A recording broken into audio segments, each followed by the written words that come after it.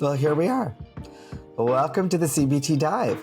This is the podcast that demystifies cognitive behavioral therapy. I'm psychotherapist and host Rahim Thawer, and each episode I walk a guest through applying CBT skills to real-world situations.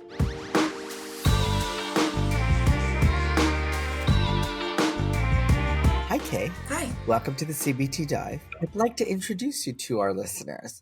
So Kae is somebody I met earlier in 2023, and we met in Northern Ontario, and she does some really cool work. And I know from our time together that she loves live music, art.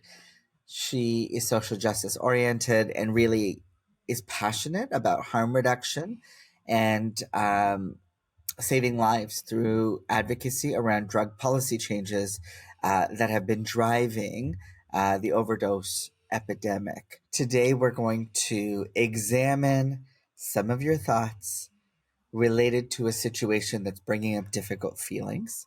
One of our goals is to maintain psychological safety, and we do that by identifying one thing that we can work on, right? Because there's so many things that bring up difficult feelings for us. And so to be able to zone in on one challenge and really examine it can be very useful. All right. So, Kae, I'm going to share my screen and we're going to jump into a thought record. The situation you had identified was it's when rent is due, right? So, beginning of the month and rent is due. And this most recent month, what time of day did it hit you? Like, was it the realization where maybe you were full of dread or anxiety or whatever the feeling was? So generally speaking, on payday, before I even get out of bed, I kind of like go into my banking and I pay what needs to get paid and I put money where it needs to go. And then I know what I have left to like get through the next 2 weeks. I had very little money in my bank account right before my birthday weekend, right before, right for the beginning of December, where there's a lot of events happening and gift purchasing is kind of always on the mind and stuff like that. So it was a very early start to payday, just kind of having to sit with where I was at. Yeah. Thank you for sharing that. The situation I've got up here is more refined. It says I woke up on the 1st and saw my paycheck come into my debit account, but by 7:30 a.m. also paid rent and there was very little left. And not to mention, just ahead of your birthday weekend. Mm-hmm. Okay, how were you feeling? Yeah, I felt defeated and just kind of tired and frustrated with myself. I have a history of like financial struggles and like growing up in poverty. And then I put a lot of work in and I got to a very comfortable place, and then old habits die hard, I guess, or situations come and yeah, if I didn't plan appropriately. Okay, so under your situation, I just added a note that says context, grew up in poverty, and there's a history of financial challenges. The feelings I heard were defeated, tired, frustrated. I'm thinking when you said frustrated at yourself, another feeling there is self-critical, if I'm not mistaken. Yes. Okay. Was there any contentment or satisfaction? Like you had enough money to pay your rent? Because yeah, especially because I was able to afford like to pay my rent and put money on my credit cards and like put money where it needed to go so that I felt financially responsible. You know, it's like, okay, the reason why I'm broke right now is because I am being financially responsible. So there is a slight sense of accomplishment in there and a little bit of, you know, comfort that it's like, okay, I have a place to live and I don't need to worry about that for the next 30 days. But Yeah. then also looking at my bank account, it's like, still need to get groceries. So there's that. So that feeling would be worry. Yes. Okay, I've got defeated, tired, frustrated, self-critical, worried. And then I've got accomplish and comfort. Yeah. But I know those are in smaller quantities. If you had to rate these 5 feelings On a scale of 1 to 10, 1 being not intense, 10 being the most intense, how would you rate each one? So let's start with defeated. An 8. And what about tired? Like a 7. Frustrated? 8. Self critical? 8. Worried? Probably like even a 7. How about accomplished? I'd put that at like a 6 because I recognized it in the moment that it was there. You recognize it? Did you feel it? No, actually, I put it So, like a 5. and to that end, 7:30 a.m. There's a hint of comfort, but not very much, right? So, what is your comfort level rating? I was at least all of these feelings in a comfortable location, so I'll give that a 7. Okay, and that's nice, right? That's really important. What did you do when you were feeling defeated, tired, frustrated, self critical, and worried? What was your immediate action? Was it to sleep in longer? Did you call in sick? Did you make to do lists? What was your go to behavior? When I was done everything, I just like I put my phone down and I just kind of laid in bed for a few more minutes, and then I just took a deep breath and I got ready for work and I went to work and I had a nail appointment. It's nothing like investing in that when I am tight on funds, but I went. That was my self-care for my birthday. I think that's great. So the two things I've got down here is laid in bed for an extra few minutes and went to work and kept my nail appointment, which I think is fabulous. You did say something before that, which was I did all the things. Like so before you laid in bed for an extra few minutes, what is did you was that you settling bills on your phone? Yes. Okay. I'm going to say as behavior settled all the bills kind of immediately. Oh yeah. I'm going to note that down. Same as every payday. Settle all the bills immediately through my phone. Same as every payday. I think the behavior is as important as the thoughts, because to me, it's showing when I just look at the behavior, I'm thinking this person, their nervous system was engaged and they were stressed out. They did something very responsible so that they could relax. They allowed themselves to relax, and then they thought about what they want their day and their life to look like, and they said, you know I need to continue, the show must go on in a way as scheduled. So earlier that day at 7:30, when you were feeling defeated, tired, frustrated, self-critical, and worried, it might be while you're paying the bills, right before you pay the bills, what were you thinking? What are some of the thoughts that went on in your mind? I was just thinking about just like all the decisions that kind of like led to where all the like all this money is going, like what I'm paying off, and um, just kind of that I feel like I'm constantly like rationalizing as I'm paying things. It's like, yeah, okay, this has to go here because of the I chose to do this and this is this, and I don't know if that's a way I'm self-talking myself to kind of alleviate some of that stress. Give me an example of the rationalizing thought. So I'm paying off things that are essential or that I need it. I'm putting $300 on this credit card because I bought a couch and I made a plan on paying it off. I made that decision. I knew this was going to happen. I budgeted for Mhm. this. Yeah. And the rationalizing is very good. But I would actually put that in this section in the far right that says alternative thought, because what you're doing is you're saying things that counteract or reduce the intensity of the difficult feeling. And that is a very good skill. Before you do that, I think we need to figure out what the difficult thoughts are. So before you say, you know, I had to buy this and paying it off is important, when you feel defeated, I imagine there's another thought there. It might even be a bit subconscious. So if you had to connect a thought to being defeated, what would that thought be?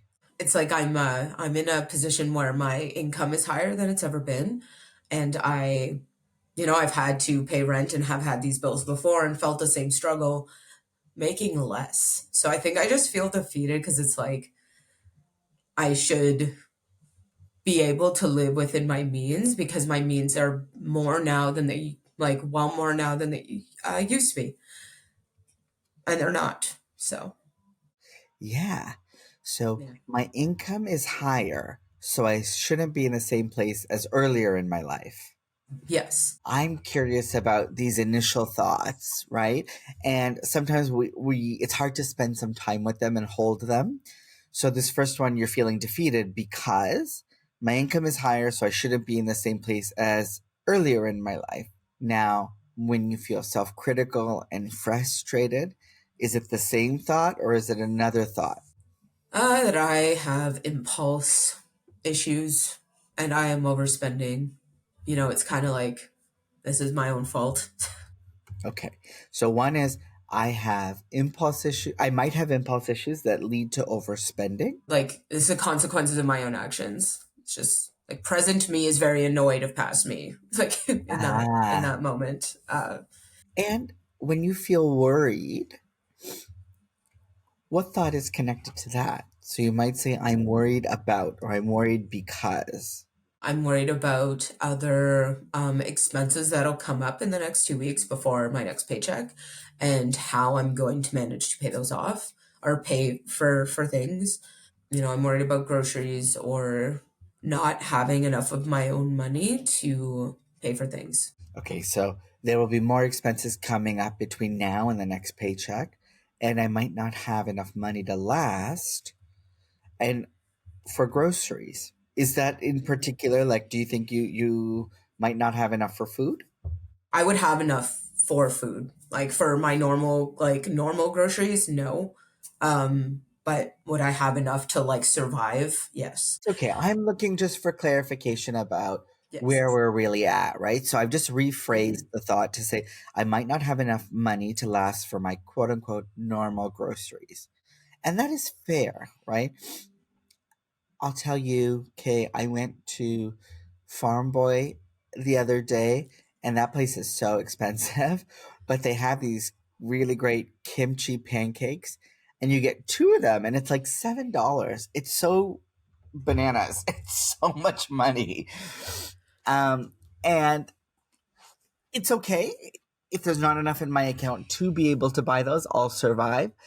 But it also comes with feelings, right? If I really want that, then it signifies something to me, right? So if you don't have enough for your normal groceries and you have just enough to survive, my question to you is what does that signify? What does that mean to you?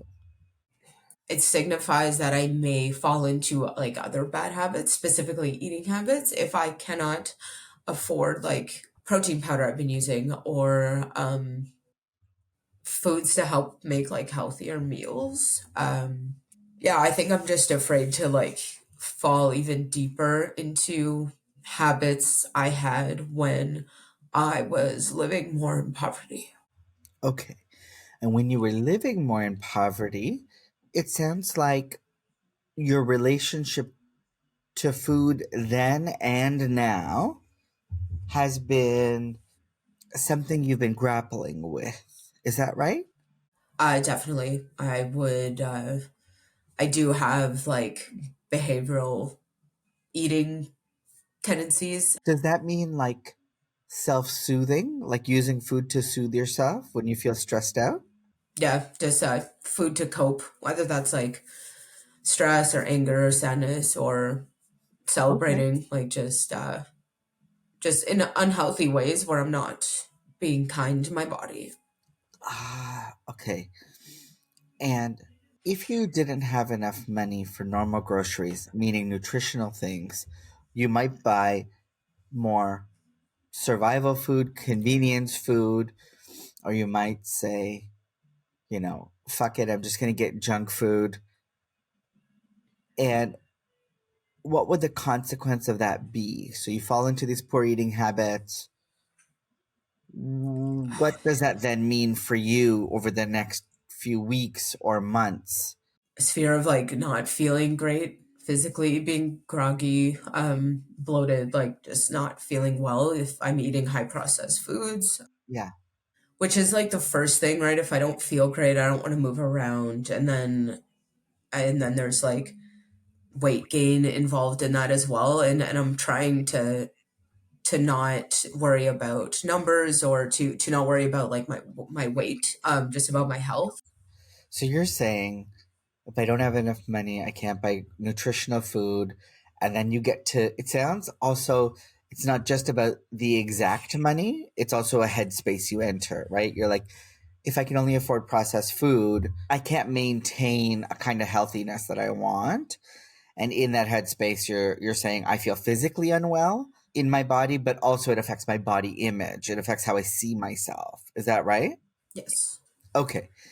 And now this might feel like a hard question, but when you don't feel good about your body, what tends to happen?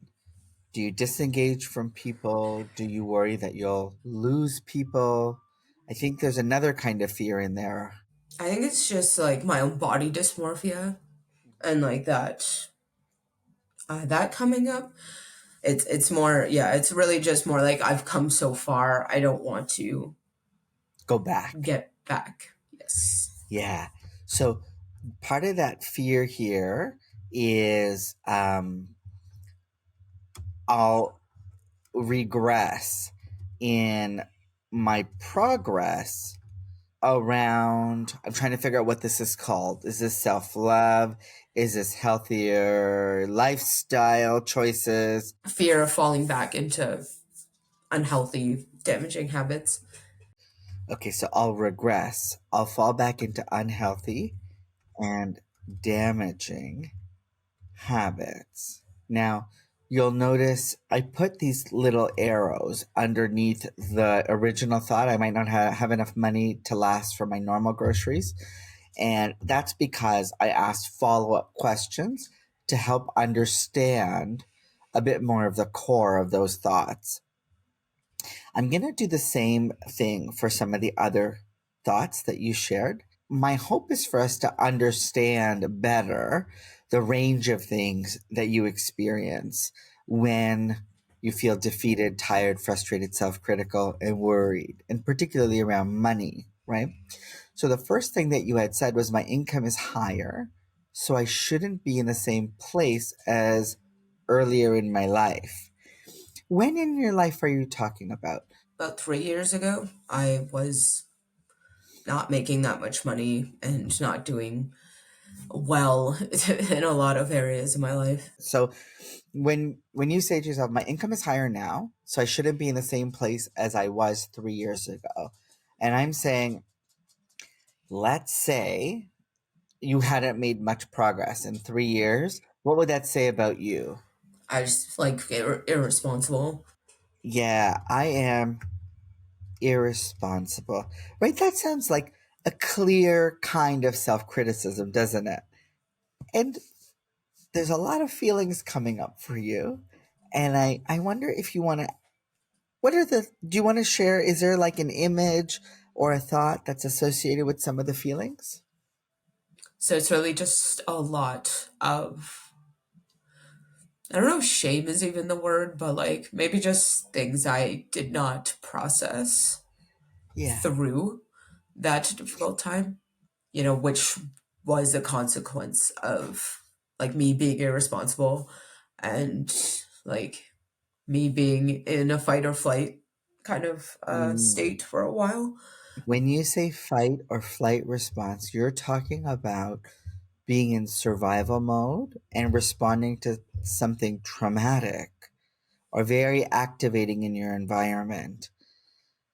And I wonder if here there's a thought about like when you see that, oh, I have more income and I've spent it all, that there's a fear or a thought that I'll never escape my trauma or I'll never be able to make grounded decisions, something like that. Does that come up for you? It does, yeah, Yeah. yeah, it does feel like that, especially when it's yeah, I feel like I've been recognizing that a lot of my history was spent activated. Mm. Um, And the more aware that I am, the more aware I am of when I get activated now. And that's been happening more often. So it seems to me like when you say, this is the consequence of my own actions, I might have impulse issues that lead to overspending. You've kind of already told me that that might be somewhat factual.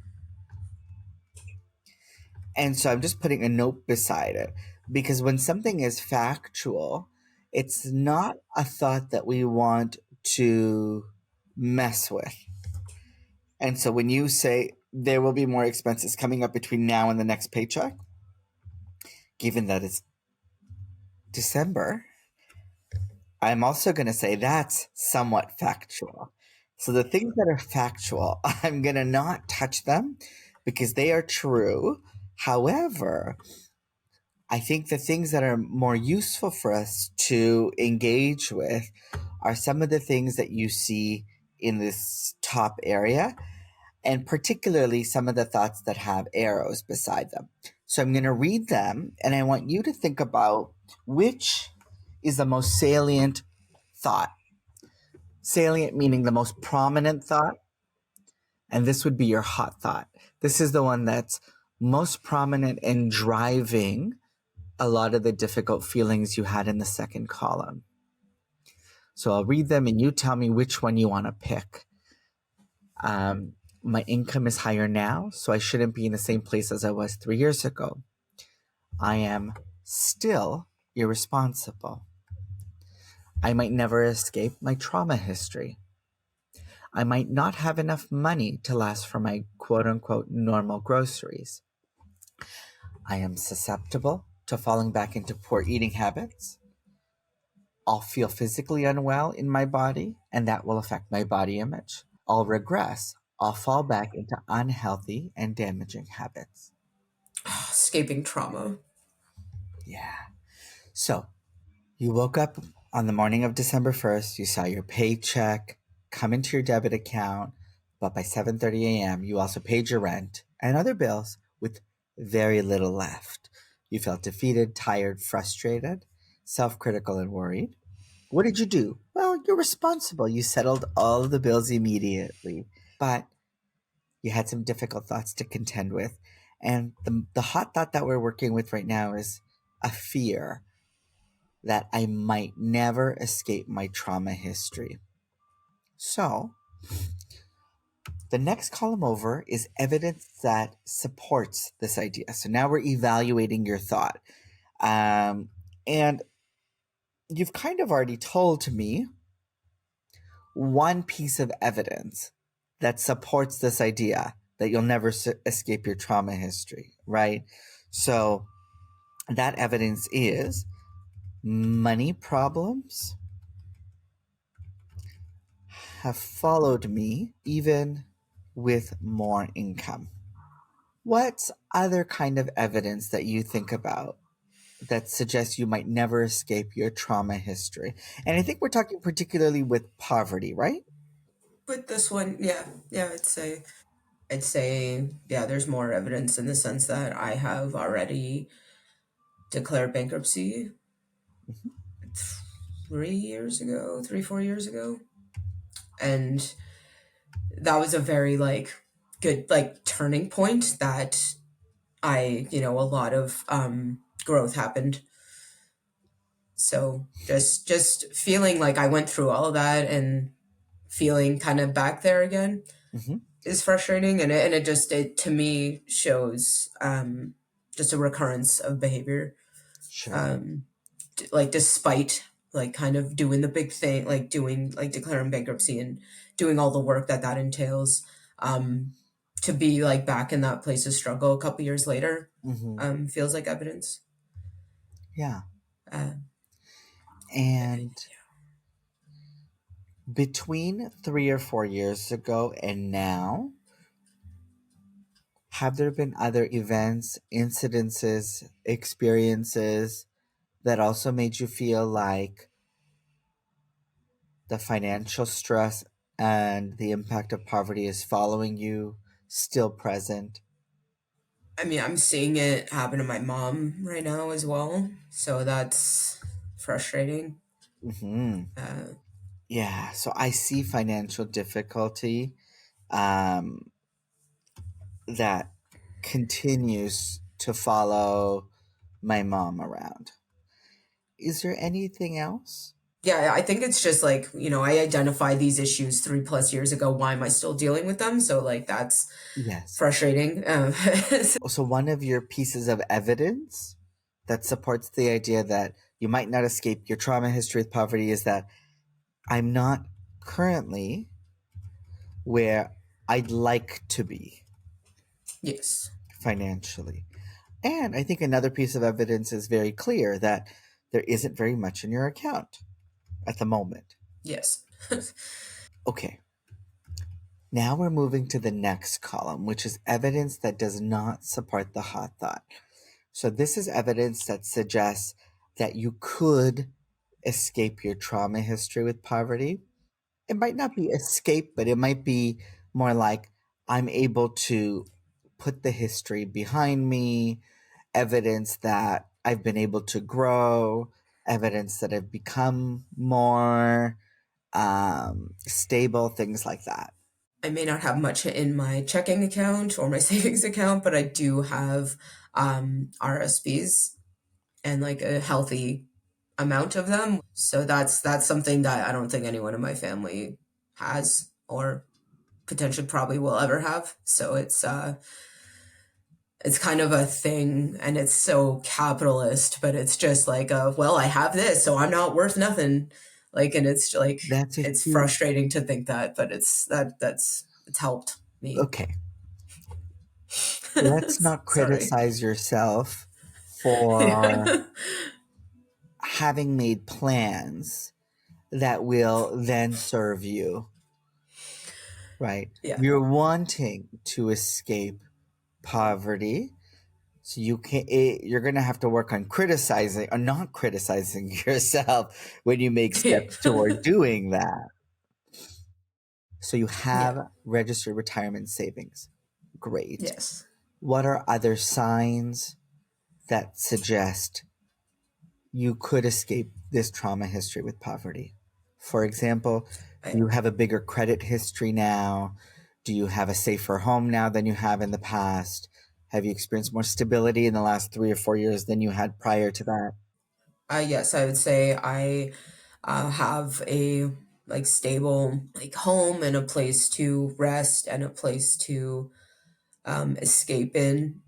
In the past, I would have coped with the stress through substances or through just distractions in general. I think there's the evidence would show it's like I am facing my challenges more head on now than I used to. So I have a stable home, a place to rest and escape in. And I think there was a second piece there that says, I choose rest and stability over substance use. Is that accurate? Yeah, like over escaping with substances or just other distractions. Ah, okay. So I choose to, I guess, refuel by leaning into rest and the stability I do have over escaping with substance use. I wonder if you have one, maybe even two more pieces of evidence that support the idea that you could escape poverty or your history with poverty. Like the steps I've made, like in terms of starting therapy again, and just kind of recognizing that um, the financial struggles I have are not like they don't feel good, but it's like I don't know what's that like healthy debt or like healthy financial struggles. Like it's just kind of it just feels like I'm in a tight spot, but that's because I'm being responsible. Like it's just kind of like it. Yes, I like that. Totally. So I'm moving us over to the next column. That's about an alternative or more balanced thought. And you said a beautiful thing. You said, I have healthy debt. I'm paying off things that are essential. Now, it's not just your rent that you paid, right? What are the other things you're paying off that are essential? Credit card that I just got and put like a couch on and like bedding and just things for the home. I recently, my home situation changed. So my partner and I now just live together where we before were staying with my mom. So we went from not paying rent at all to, paying rent every Ah, month. And that happened with little notice. It was an opportunity that arose. So we went from like not paying rent and then it was like okay in 3 weeks we pay rent now like so it was. ah, And I had savings and but then we also had plans, so like things just depleted very quickly. Like my financial situation changed faster than I had time, than I felt like I had time to prepare for it. yeah. Okay.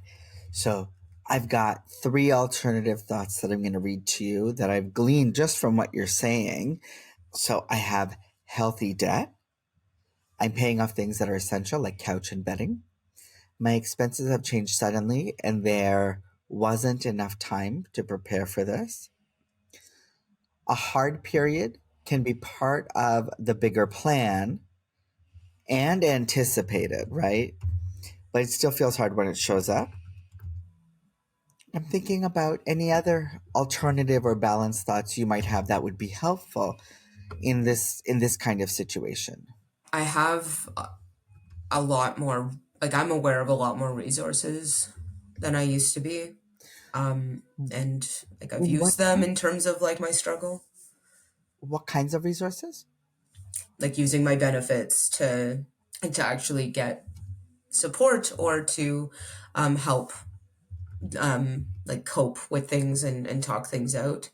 And so it's not just that you had them and didn't access them. Now you have more knowledge and access, right, to the resources like work benefits, and these can help you in what way? With long-term financial planning or with self-care? Which are you thinking, or both? Both really. The financial planning, I kind of had the moment where I'm like, I need to use that service. Like I do have financial planning support, and I should use it, Yeah. or I want to use it. And then the other thing is like using my benefits to access therapy and to access Yes. um, things that help regulate my nervous system, like physio and massage therapy, and Hmm. um, just really trying to take care of myself. So it's yeah. Yes. I want you to look at the hot thought that was, I might never escape my trauma history with poverty. What's a direct alternative response or reframing of that statement? What's another way to say that that's not unrealistically hopeful? I yeah, growing from it is something that I really like to do, and it's not something I've seen anyone do in my family, so it's difficult. Yeah. So I'm growing by working through my trauma, and it's not something that's been modeled to me. All right. Okay, you've got a number of alternative thoughts here. I'd like you to pick one that stands out to you that you also have the strongest belief in. So one that is not just it sounds good, but you're like, yeah, that really helps. That makes me feel better because I believe it to be true. So I'll read them all from the bottom. I now have knowledge and access to more resources like work benefits that can help with long term planning and self care. The hard period can be part of the bigger plan and anticipated, but it still feels hard when it shows up. My expenses have changed suddenly, and there wasn't enough time to prepare for this. I have healthy debt. I'm paying off things that are essential. I'm growing by working through my trauma, and it's not something that's been modeled to me. I might not escape my trauma history, but I can learn to live with it in a more manageable way, growing from it. The last one you said. All right. So what I'm going to do is list the feelings again, and I want you to not worry about how you rated them before. It just does not matter how you rated them before. When you say to yourself, I might not escape my trauma history, but I can learn to live with it in a more manageable way by growing from it, how would you rate defeated? Like a 5. Yeah. What about tired? 6. Frustrated? 5. Self-critical? 4. Worried? Like a 5. Accomplished? 6. Comfort? So like a 7. Yeah, goes up a notch. So, Kay, here is your thought record.